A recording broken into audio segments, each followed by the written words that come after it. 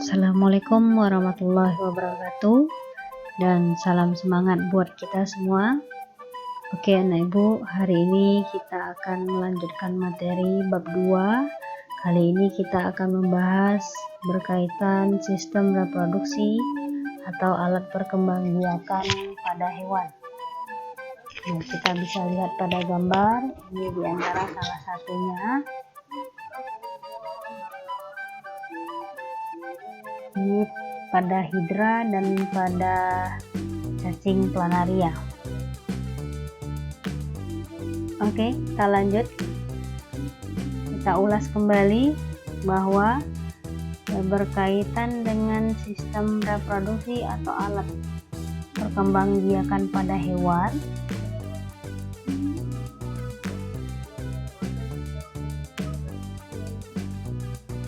Itu sama, terbagi atas dua secara garis besarnya. Yang pertama itu adalah secara seksual atau disebut dengan generatif. Kemudian yang kedua ada namanya aseksual, disebut dengan vegetatif.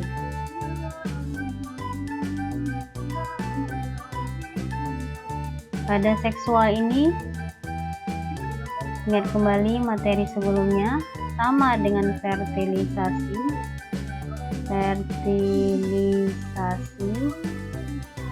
Fertilisasi itu maknanya adalah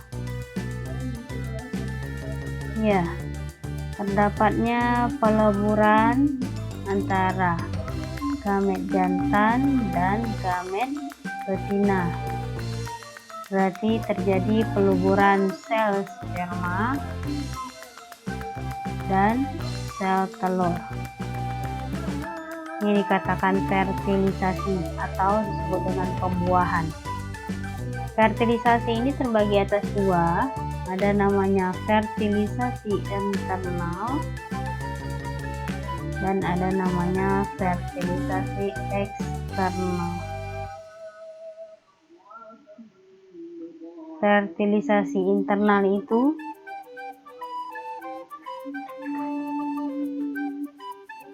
pembuahan yang berlangsung di dalam tubuh hewan betina. Contohnya apa? Jadi ini adalah di dalam tubuh. Ini berarti internal, artinya adalah di dalam tubuh hewan betina. Contohnya adalah pada reptilia, kemudian pada golongan aves, kemudian pada mamalia. Kemudian ada namanya fertilisasi eksternal.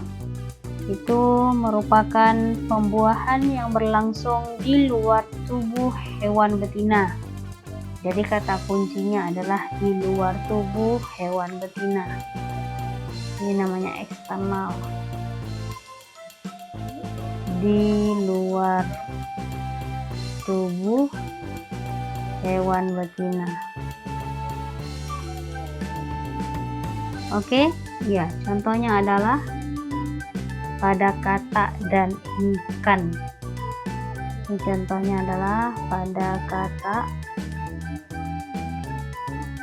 kemudian ikan.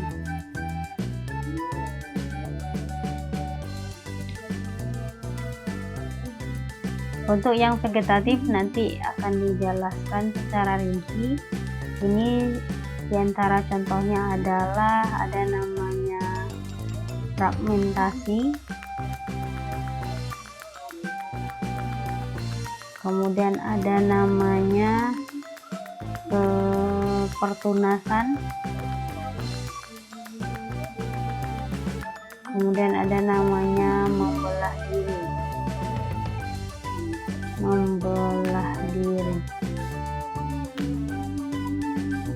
Kemudian selain membelah diri, ada namanya partenogenesis.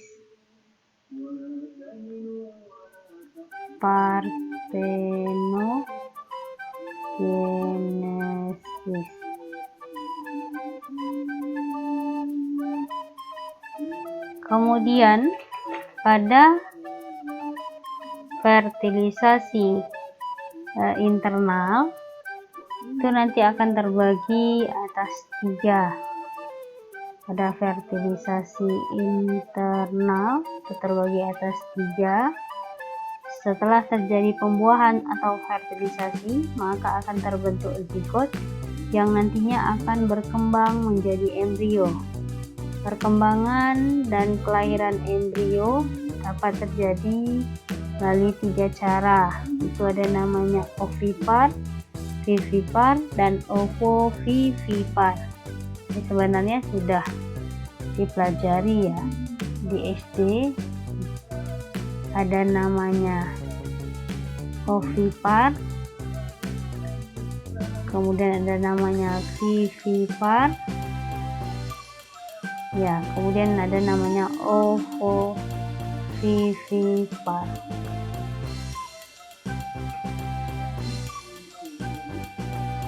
Ini berkaitan bertelur ya, tulis lagi di sini ya. Jadi ada namanya ovipar. Ovipar itu ya, oke, ini adalah bertelur. Ini contohnya adalah, ini nanti akan keluar di soal latihan. Ada itik, kemudian angsa, kemudian bebek, dan lainnya. Kemudian ada namanya vivipar. Ini adalah beranak.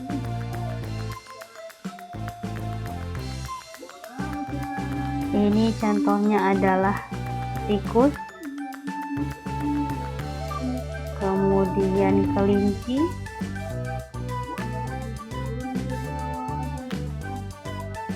kemudian kera, dan lainnya. Kemudian berikutnya ada namanya ovovivipar. Ya, sudah jelas ini bertelur dan beranak.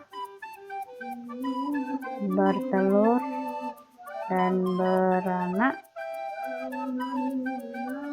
Oke, contohnya adalah pada kadal dan ikan hiu. Ikan hiu, kemudian dan kadal.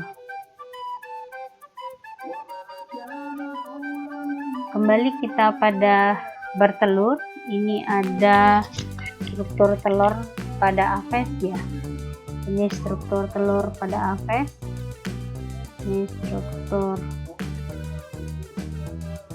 telur pada Aves. Ya, telur ayam. Nanti ada soal akan keluar yang berperan sebagai cadangan makanan pada embrionya. Ini nanti jawabannya ada 2 ya, yang berperan untuk cadangan makanan. Itu ada 2, putih telur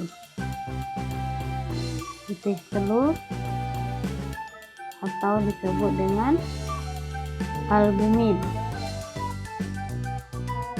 yang pertama. Kemudian namanya ya kuning telur. Jadi putih telur dan kuning telur ini berfungsi sebagai cadangan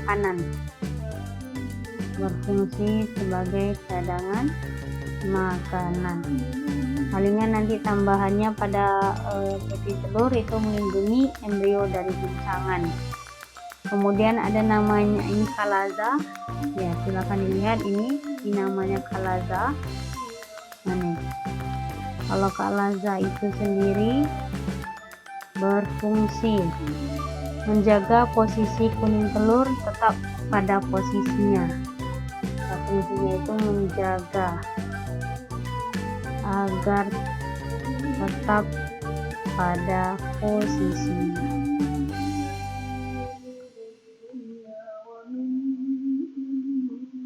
Ya. Kemudian yang paling luar ini, oke, ini namanya adalah cangkang telur. Ya, cangkang telur. Cangkang telur ini terbuat dari zat kapur yang berpori, jadi terbuat dari zat kapur. Jadi cangkang telur ini terbuat dari zat kapur. Zat kapur. Cangkang telur terbuat dari zat kapur yang berpori untuk keluar masuknya udara, serta berfungsi sebagai pelindung telur dari kerusakan akibat guncangan maupun perlindungan dari kuman penyakit. Oke ya, jadi cangkang telur ini terbuat dari zat kapur. Kemudian berikutnya, perkembangbiakan aseksual yang Ibu katakan tadi, ini akan kita bahas. Yang pertama itu adalah namanya fragmentasi. Ya, fragmentasi ini bisa kita lihat. Fragmentasi contohnya ini adalah pada cacing planaria. Ini adalah contohnya pada cacing planaria. Cacing planaria.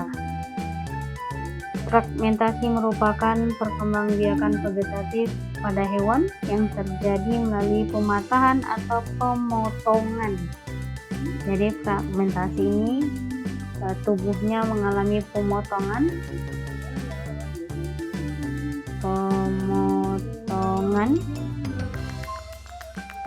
bagian tubuh induk untuk membentuk individu baru.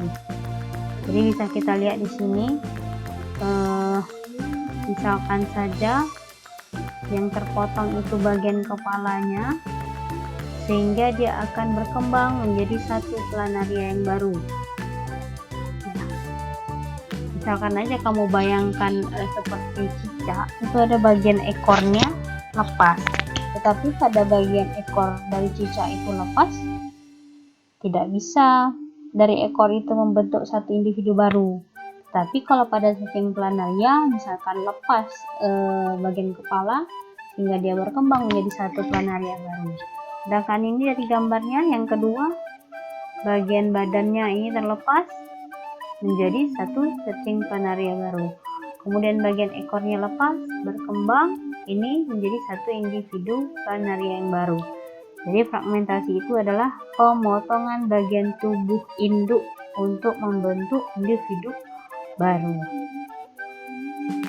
Oke, apa contohnya selain cacing planaria? Itu juga dijumpai pada cacing tanah, kemudian berikutnya pada bintang laut,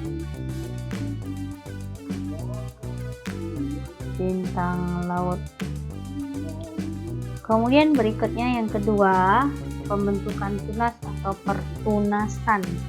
Ya, kamu bayangkan seperti pisang yang bertunas itu kalau pada tumbuhan, kemudian tunas itu akan tumbuh menjadi satu individu baru. Sedangkan ini pada hewan, itunya tepatnya pada hewan hidra. Ya, kalau di gambar ini hidra, dan nanti itu akan kita jumpai pada ubur-ubur.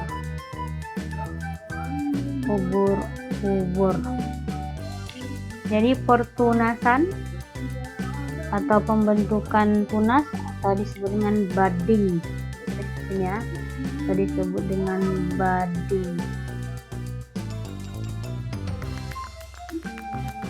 merupakan perkembangbiakan vegetatif pada hewan yang terjadi melalui pembentukan tonjolan kecil yang serupa dengan induk.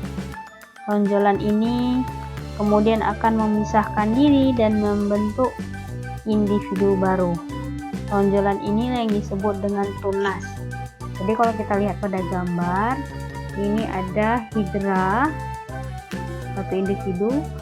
Kemudian pada hidra ini ada bagian terkecilnya di sini, ini mulai bertunas. Kemudian berkembang lagi, tumbuh seperti ini. Ya. Kemudian makin lama si tunas hidra ini akan lepas sendiri, akan tumbuh berkembang menjadi satu individu baru. Ya, ini disebut dengan pembentukan tunas pada hidra. Kemudian yang ketiga, ini disebut caranya dengan membelah diri. Ya, membelah diri ini biasanya dijumpai pada golongan protozoa.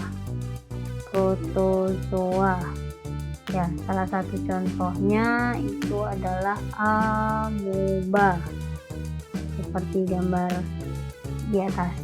Jadi ada namanya amoeba dewasa, kemudian dia masuk ke tahap pertama reproduksi. Ya, dia mulai memanjang, kemudian dilanjutkan seperti ini kondisinya. Ya, mulai bagian membran selnya itu, bagian tengahnya akan mulai memisah, kemudian diikuti dengan nukleus yang memisah atau membelah, sehingga ini kondisinya akan semakin genting dan sehingga hasil akhirnya akan terbentuk dua sel anak yang baru. Ya, ini disebut dengan proses membelah diri. Biasanya akan dijumpai pada golongan protozoa. Ya, salah satunya ada namanya amoeba, kemudian ada namanya paramecium ya, tulisannya paramecium. Kemudian dijumpai pada egluna, ya, dan lainnya. Silakan lihat contoh tambahan lainnya. Kemudian berikutnya yang keempat ada namanya parthenogenesis. Yang keempat ada namanya parthenogenesis. Apa itu parthenogenesis?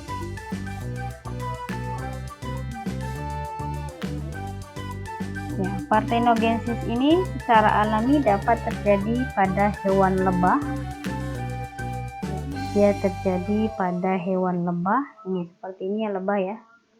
Ini pada hewan lebah. Kemudian apa lagi selain lebah? Ya, semut. Kemudian tawon, kutu daun, ada kutu daun, kemudian ada pada kutu air.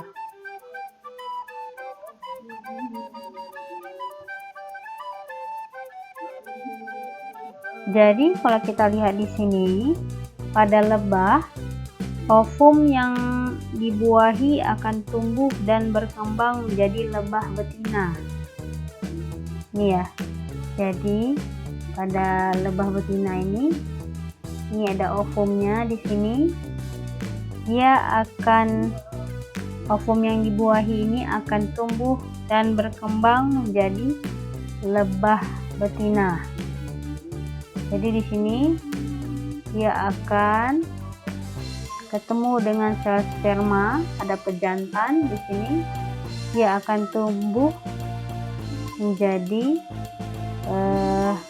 lebah betina.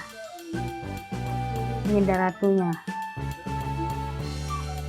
Sedangkan yang tidak dibuahi, ini seperti ini ada gamet yang tidak dibuahi. Di sini tidak dibuahi, dia tidak ketemu dengan sel spermanya. Disinilah yang akan mengalami parthenogenesis ya. Ulangi lagi, ini disebut dengan parthenogenesis.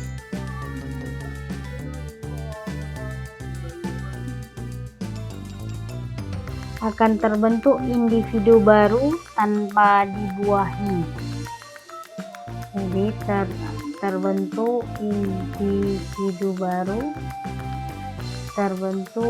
individu baru, tanpa dibuahi.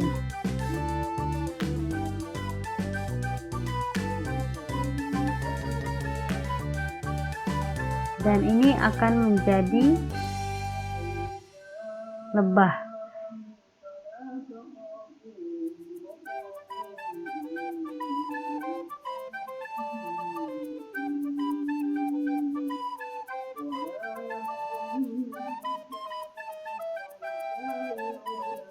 Jadi pada lebah jantan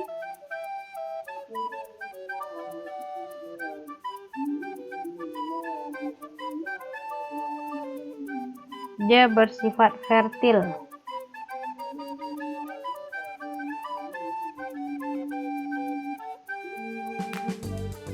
Lebah jantan dia bersifat fertil. Ya, nanti dia akan membantu untuk menghasilkan keturunan.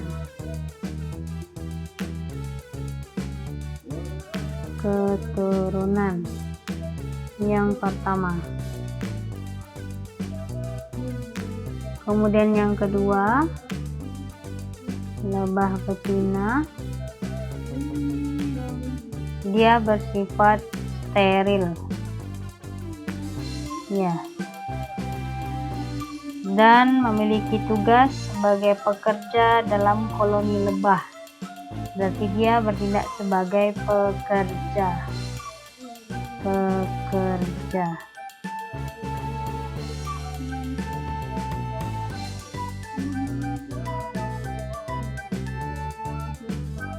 Dia akan menjadi lebah pekerja.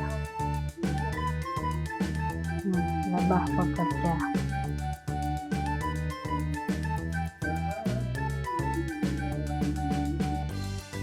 Lebah jantan mampu menghasilkan sel kelamin yang digunakan untuk membuahi sel telur yang dihasilkan oleh lebah ratu. Lebah ratu adalah lebah yang menghasilkan telur yang menjadi lebah betina dan lebah jantan. Oke, selain lebah, kutu daun dan kutu air juga dapat berkembang biak dengan partenogenesis. Jadi inti poinnya seperti itu ya, bahwa partenogenesis terbentuknya individu baru tanpa dibuahi. Kemudian berikutnya siklus hidup hewan. Siklus hidup hewan ini akan kita jumpai ada namanya metamorfosis. Dari sini bisa terlihat perbedaannya, bahwa metamorfosis ya, yang pertama adalah metamorfosis.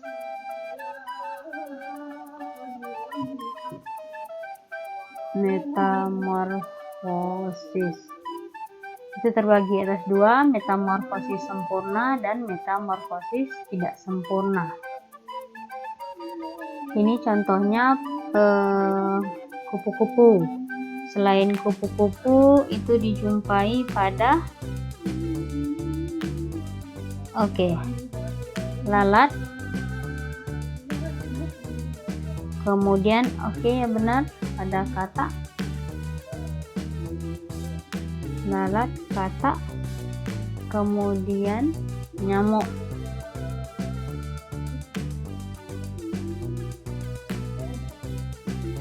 Sedangkan metamorfosis tidak sempurna itu dijumpai pada kecoa. Ini di gambar sudah kecoa, kemudian pada belalang,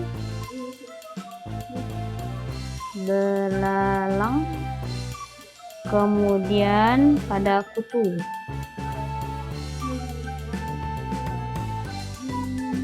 Jadi inti poinnya, perbedaannya pada metamorfosis tidak sempurna ini ada namanya telur, kemudian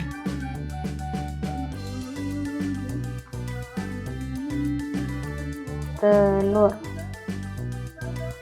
Ini akan menjadi yang namanya nimfa. Setelah nimfa akan menjadi yang namanya hewan dewasa. Hewan dewasa. Ini metamorfosis tidak sempurna. Tetapi kalau pada metamorfosis sempurna telur, jadi nimfa ini nanti dia akan terbagi lagi menjadi, di sini ada namanya larva, kemudian ada namanya pupa, baru hasil akhirnya ya disebut dengan hewan dewasa. Di sini bisa kita lihat perbedaan. Di sini nimfa saja, telur, nimfa, hewan dewasa. Jadi kalau pada belalang, telur belalang, nimfa, baru belalang dewasa. Begitu ya. Telur belalang, nimfa, kemudian belalang dewasa. Kalau pada kutu, telur kutu, nimfa, baru kutu dewasa. Sedangkan di sini si nimfa ini akan terbagi dua di sini. Ya, terbagi larva sama pupa. Jadi bagaimana kalau metamorfosis pada lalat? Telur lalat, larva, pupa, baru lalat dewasa. Kalau katak, telur katak, larva, pupa, baru katak dewasa. Nyamuk, telur nyamuk, larva, pupa, baru nyamuk dewasa. Ini secara umum perbedaannya. Ya, ini secara umum perbedaannya dan inti poin perbedaan antara metamorfosis sempurna dan metamorfosis tidak sempurna. Kemudian yang kedua ini siklus hidupnya dijumpai pada ubur-ubur. Yang kedua ini metagenesis.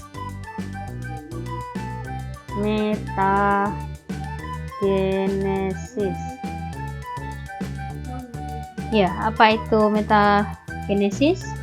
Merupakan proses pergiliran hidup antara fase generatif seksual dan vegetatif aseksual sekaligus. Jadi di dalam siklusnya ini nanti akan ketemu vegetatif, kemudian akan ketemu generatif sekaligus. Ya, di dalam satu siklus hidup dari ubur-ubur. Makanya ini disebut dengan proses pergiliran hidup. Proses pergiliran hidup. Ingat kembali kata kuncinya tadi, bahwa generatif itu ada sel sperma ketemu dengan sel telur, ada sperma, ada sel telur. Sedangkan vegetatif tanpa peleburan atau tanpa ketemu sel sperma dan sel telur. Kita lihat di sini prosesnya ubur-ubur. Ini kita lihat ini dari sini dulu. Ini ada ubur-ubur yang pertama, tadi disebut dengan medusa yang pertama. Kemudian ini medusa yang kedua. Pada medusa pertama ini, nih, dia akan memberikan sel spermanya, spermnya. Kemudian pada medusa yang kedua, dia akan memberikan sel telur. Maka di sini ketemu sel telur dengan sel sperma. Ini mengalami fertilisasi. Sama, fertilisasi disebut dengan pembuahan. Sehingga akan menghasilkan zigot, kemudian berkembang menjadi larva yang bisa berenang dan seterusnya. Dari sini bisa kita lihat, adanya ketemu antara sel sperma dan ovum disebutlah dengan fase, ya benar, disinilah generatif. Kemudian berkembang terus menjadi satu individu. Kemudian di sini akan muncul yang namanya tunas. Ini ketemu ada namanya tunas, akan bertunas. Ini disebutnya skifistoma. Ya. Kemudian tunasnya ini kalau pada ubur-ubur ini disebut dengan polip strobilus. Ya, polip strobilus. Pada fase vegetatif, ubur-ubur dapat berkembang biak secara aseksual atau vegetatif melalui pembentukan tunas. Polip akan berkembang dan tersusun atas strobilus. Polip strobilus mengalami reproduksi aseksual atau vegetatif, dapat terlepas dan berada pada bentuk medusanya kembali. Jadi yang ini tadi tunas ini lama-lama dia akan berkembang hingga akan putus menjadi polip, dan seterusnya ini akan putus. Nih, polip 1, polip 2, polip 3, polip 4 dan seterusnya, kemudian dia akan putus. Dan begitulah seterus menerus proses giliran hidup pada ubur-ubur. Jadi ingat ya, metagenesis itu generatif, vegetatif, berada dalam satu siklus.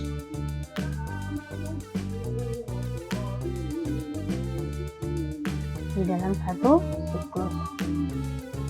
Kemudian terakhir kita masuk teknologi perkembangbiakan pada hewan. Ini nanti akan muncul di soal. Ada namanya, prosesnya seperti ini. Ada pejantan, kita akan ambil sperma unggulnya. Nih, kita ambil sperma unggulnya.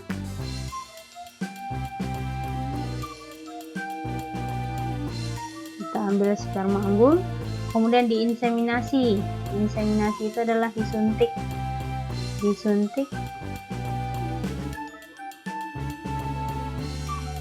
ke sapi betina, sehingga akan terjadi fertilisasi atau pembuahan sehingga menghasilkan embrio. Embrionya embrio yang unggul. Proses ini disebut dengan inseminasi buatan. Inseminasi buatan.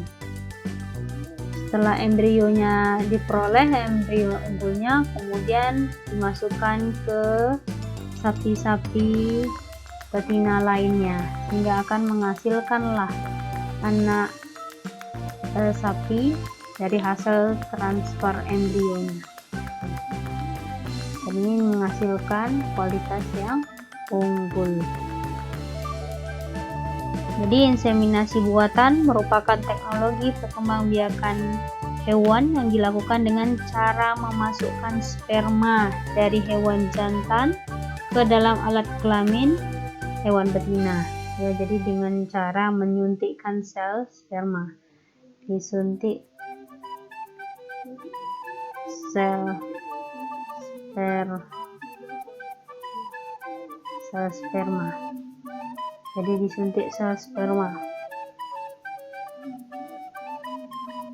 Inseminasi buatan bertujuan untuk mengoptimalkan penggunaan bibit unggul, memperbaiki kualitas hewan ternak.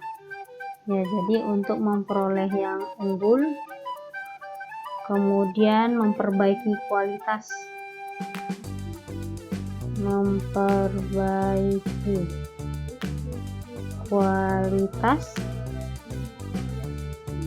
mencegah penularan penyakit ternak,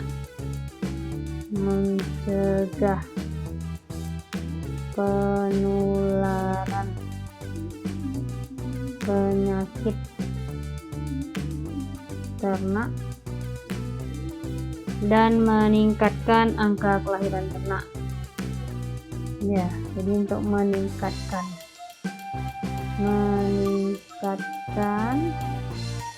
kelahiran dari hewan ternak. Oke, nah dengan inseminasi buatan. Oke, terima kasih atas perhatian anak ibu. Silakan dicatat poin-poin penting yang sudah ibu jelaskan. Ini akan keluar di soal stimulus dan soal latihan. Tetap semangat, jaga kesehatan. Assalamualaikum warahmatullahi wabarakatuh dan salam semangat.